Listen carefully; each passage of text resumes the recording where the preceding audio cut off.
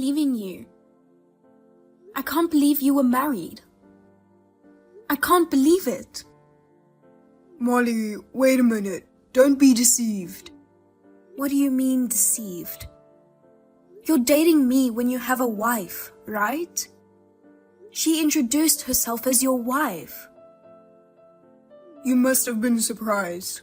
Really, I'm sorry about you being startled. That's that girl I told you about.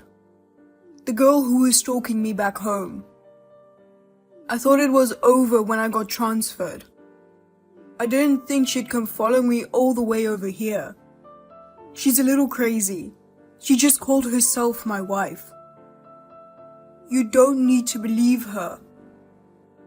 I see. That woman, Rebecca, was your stalker. Yes, that's right. I'm really in a bind. Oh, don't worry. That stalker girl is gone. I'll protect you, don't worry. Where are you? I'll go get you. No thanks. I got a room at a hotel. I'll stay there tonight. Don't be silly. I said I'll pick you up. The hotel in front of the airport, right? West entrance, east entrance. Nope. I'll take the bus. Get off at another stop and stay there. Okay, it's a little far, but okay, I'll go. Where's the bus stop? Tell me, I'll be right there. Don't come. Why not? You still don't get it? Huh? What? I know everything. Huh? You know? Don't tell me you believe what she says. She's crazy. She just calls herself my wife or something. Of course I'm right. Right? No. I met your wife in your apartment and we had a long talk, face to face. What? Were you okay? She didn't hurt you. That woman. My precious Molly. Just hear me out. You know what? When you told me about the stalker woman before, you said she was a cunning bitch, quick to lose her temper, and doesn't listen to anyone, right? But when I actually talked to her, she wasn't like that at all. On the contrary, she had all her identification, proof that you were married, etc. She told me to calm down and offered to talk about it. Then I was able to calm down and talk. Now I know everything you're trying to hide. Of course, that's her plan. She made up all that evidence. It's fake. Don't be fooled. Anyway, she's cunning. I don't think it's called cunning. I think it's called calm, collected, and clear-headed. Oh my god, she's brainwashed you. You still say that? LOL. Ma'am, it's not a coincidence that you ran into me. Huh? She found out from a tip from an acquaintance that you and I were living together, so she hired a private detective. Private detective? Did you say who the tip was from? There's no way she would tell me under the circumstances. So she did her research and here we are today. Because of that, I now understand that the transfer you're talking about is to leave your wife behind in your hometown and move out on your own. I now have a clear understanding of the situation. Your wife is a smart woman who doesn't deserve a moron like you. Wait a minute, Molly, that's... Also, she also knew that you lied to me about being single. Huh? So, after confronting you with the truth, it seems she came during the time when only I would be there to confirm what I wanted to do from that point. Therefore, even though we can call it a meeting between me and your wife, to be precise, things just unfolded as your wife had planned. Oh my god. But if you women talked it out, that's fine, right? I never said it was resolved through discussion. We were accompanied by your wife's lawyer. we're going to take the appropriate action from this point, and we're going to settle the matter. Lawyer? Hey, Molly. I may have told you I'm single. I lied out of love because I wanted to marry you. It's because I love you. You understand, won't you, sweet Molly? That's enough. I understand. I'm glad you understand, Molly. You are the best. I'll take you over my wife anytime. She's so mean. She'd go and get a private detective. You're all I've got. I didn't know you were that stupid. What? What kind of a lie is love? If you're married, you're supposed to put an end to your marriage first and then start a relationship with another woman. What you are doing is disgusting as a human being. And I was forced to have an affair without my knowledge. It's not a joke. But you know, we were dating on the premise of marriage, right? I even met your parents. If that woman hadn't stormed in, we would have gotten married, right? That's right. In other words, you even committed marriage fraud. What? Why would I do that? You made me put down a payment of $5,000 on your own car. What? Because if we got married, we'd be using money as a couple, and you'd be driving the car. Are you seriously out of your mind? I can't believe you would have the nerve to marry me under these circumstances. I'm not going to talk to my parents and get a lawyer. I'll ask you to make contact through my lawyer in the future. Oh, why? You love me, right? Then whether I have a wife or not, as long as you love me, there's nothing wrong with that. Hey, say something. Huh? What's this? It means that all of these message screen caps have already been sent to your wife, Rebecca. I'll tell you now, even if you divorce Rebecca, I'm not going to marry you. That's enough. I hate dishonest people. Immediately after this, I blocked Miles. Thereafter, I left it to a lawyer. Anyway, I told him through my lawyer that there was no way I could marry a man who would betray his wife. But he insisted that it was a trivial matter for two people who love each other. After the conversation was over, Miles's parents came to me, apologized, and gave me a refund of $5,000 plus compensation. Next, Miles's divorce from his wife was finalized. He started stalking me, saying that now he could marry me. I went to the lawyer again and put a restraining order on him. And finally I had peace. It was all so tiring. He is now in the middle of being forced to quit his job and sent to a church of an acquaintance, where he is going to be rehabilitated for his bad temper. Austin, divorce me right away. Huh? Casey? I don't need someone like you anymore. You low-income trash. Divorce, divorce. Divorce is the only way. Hey, calm down.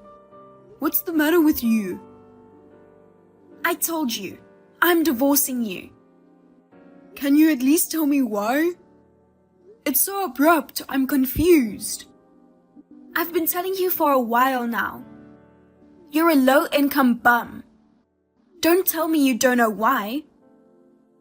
Because I'm unemployed? That's right. You know what I'm talking about. You are working for an exploitive company with low pay. It's been 6 months since you quit, and you still haven't tried to get a new job? You've gotten a taste of living off my high income as an employee of a major company. What is a man supposed to do if he's not the breadwinner of the family? The reason I left my job was because I got sick, so it's no wonder. You've recovered completely, but you're not looking for a job. I'm not looking for a job. I'm preparing to start my own business. Thanks to the Labor Bureau's help, I've been able to get my unpaid overtime and severance pay. I had no time to spend money in the first place, so I have a good amount of savings. I told you we'd be okay financially for a while. I'm sure I've explained it to you many times. That's it, there. That's not good enough. That? You're too soft-hearted. You were working in the sweatshop, and your bosses were pushing you to do even more work. That's why you broke down and were forced to quit. I know that's something I should reflect on, but... You're such a social weakling. You starting your own business. Don't make me laugh. I'm only losing money by being with someone like you. There's no point in staying married to a husband you know will fail. I've decided I won't be tricked anymore. I'm not trying to trick you. I'm trying to change who I used to be. Low-income scumbags are cocky. I'd really like to ask for alimony, but I don't think you have that kind of money right now. I'll just take all of our joint savings and be satisfied with that. Sign the divorce papers I left in the living room and get them to the courthouse. You don't have any objections, do you? Huh? What do you mean, divorce papers? You're going to divorce me right now? Of course I am. If you don't get on with it, you never know when it's going to be a problem. I left the apartment while you were out all morning playing around. I really wanted you to leave, but the apartment is in your name. I had no choice but to move out. Well, I can see a future where you'll be forced to leave because you can't pay the rent now. Wait a minute. Let's calm down and discuss this properly. No, I don't want to. Being married to a low-income, trashy husband is nothing but hell. Goodbye. At best, live like a weak man who was abandoned by his wife and live a poor life. Austin, it's been 3 years. I hope you've reflected on your past by now. You did, didn't you? I thought it was time for you to repent your foolishness and come to me for help. So I've been kind enough to contact you. How kind of me. Who are you? Huh? Hi, it's Casey. Your wife? I don't have a wife with that name. You've got the wrong person.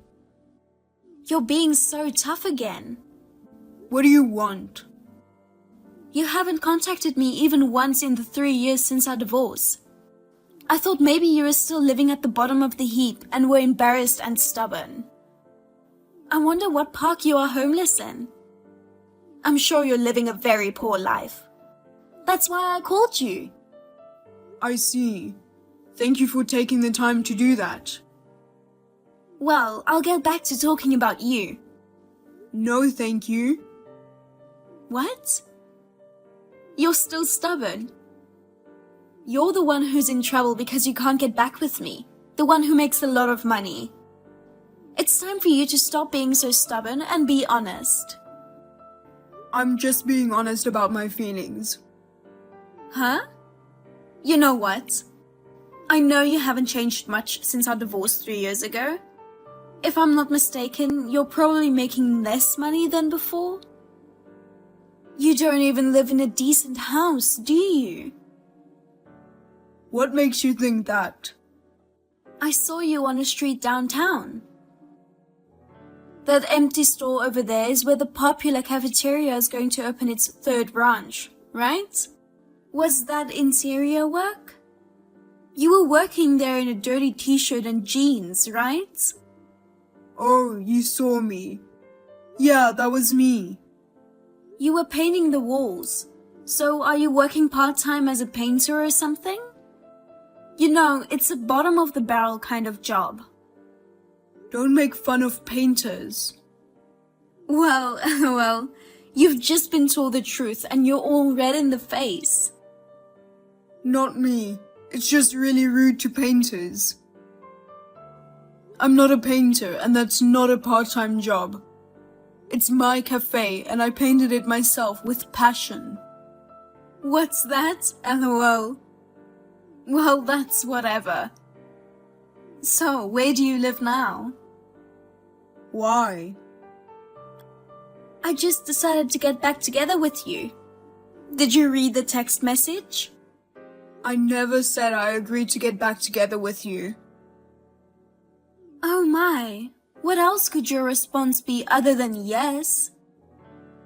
You know that if you remarry me with a high income, your life will be stable, right? I am the only woman who would marry low-income trash like you. I'll go to your place with a marriage certificate, so tell me where you live. Or are you so poor that you don't have a house? If you were homeless, you'd want to get back together with me, wouldn't you? LOL. Casey, oh you. You say high income, high income. 4 hours a day, 4 or 5 times a week, $11 an hour. Huh? And I heard you're not working more than one job at the moment. How is that high income? What are you talking about? I'm still an employee of a major company with a high income. I'm the envy of all career women. No, you're not. Just 2 weeks ago, your relationship with your married boss got found out. You couldn't stay at the company, so you voluntarily resigned. You're working part-time now. I know. Huh? Wait, why? How do you know? You haven't figured it out yet? I mean, do you even know the name of your own employer? Working with an attitude like that, no matter how much of a part-timer you are, it's appalling. Huh? What, you're just trying to show off? Then I'll tell you. Who the hell do you think you are talking like that when you are working for me and my wife? What? What are you talking about? And by wife? How can you have a wife if you're a low-income trash? I'm already married and I'm the boss now. What? I own the cafeteria where you started working part-time the other day. Huh? A few months after you and I divorced, I successfully opened the first cafeteria. So now I'm the president and manager of the first store. And the person who became my wife was one of the opening staff there. Now she's the manager of the second store, where you are now. Huh? Wait a minute. That female manager is your second wife? That's what I meant. We got married 3 months ago. What the hell? That's way too coincidental. It's a really great coincidence, isn't it? I've left it up to my wife to interview and hire a new part-timer for the second restaurant. But the day before yesterday, she told me that she hired a new part-timer, and it was you. I was so surprised. And then I found out through some contacts why you left your last job. Really? What's going on? My wife didn't know that the new part-timer was her husband's ex-wife, so she hired you. When she heard about it from me, she just looked shocked and appalled. I'm surprised too. I didn't know you were running a cafe. And that you had the talent to expand to a third location. If you were planning to become the president, why didn't you tell me? I told you that I was preparing to start my own business. But when I tried to explain to you what I wanted to do, you said you didn't understand what I was trying to explain. You said it was pointless to ask me because I wouldn't succeed anyway. You wouldn't listen to me at all. Well, Well, let's not talk about that. I've decided to let you work here for a while, just to see how it goes. If you don't feel comfortable, you can quit. If you're willing to separate your work and private life, I don't mind at all if you keep working here. What are you going to do? of course I'm going to quit. I can't imagine being used by you and your wife. It would be such a humiliating thing to do. Yes, I get it. Damn it. I thought I could work at a popular cafe, but because of you, I've wasted my time. If you had checked the president's greeting on the homepage, you would have figured it out. Didn't you check that before you applied? Oh well, I'm sorry for taking up your time.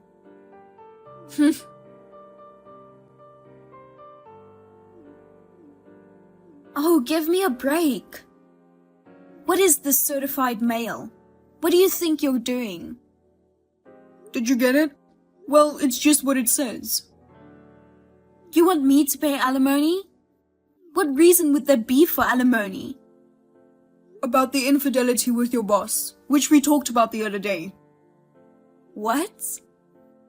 You were having a relationship all the way back from when we were still married. I found out from the evidence I gathered. No way. Now that I know, it's possible to file for alimony even now. I'm going to make sure it gets done. Oh no. My boss's wife wants me to pay compensation too, and now I've been fired from my job. I was just wondering how I was going to make ends meet, and now you're adding on another layer? Don't you feel sorry for me? I'm sorry. You'll have to go through a lawyer for your side of the story. Huh? Well then, I'll leave you to it. My ex-wife was supposed to be excellent at her job, but I guess you could say she has a personality problem. However, she had good looks on the outside, so my present wife was easily fooled during the interview. Casey was in a hurry to get back with me because she was fired from her job, and then she remembered me. Even with a low income, she thought I must have saved up some money and didn't have time to spend it when I was working for that bad company. If I were thinking of starting a business, I must have a good amount of money. She was so full of expectation that she thought she would be the president's wife if she had succeeded. But no way, it backfired. As for me, I was relieved. The amount of compensation she has to pay has been further increased. Right now, it seems like she's working tirelessly, mainly focusing on jobs where she can earn money, often juggling multiple jobs every day.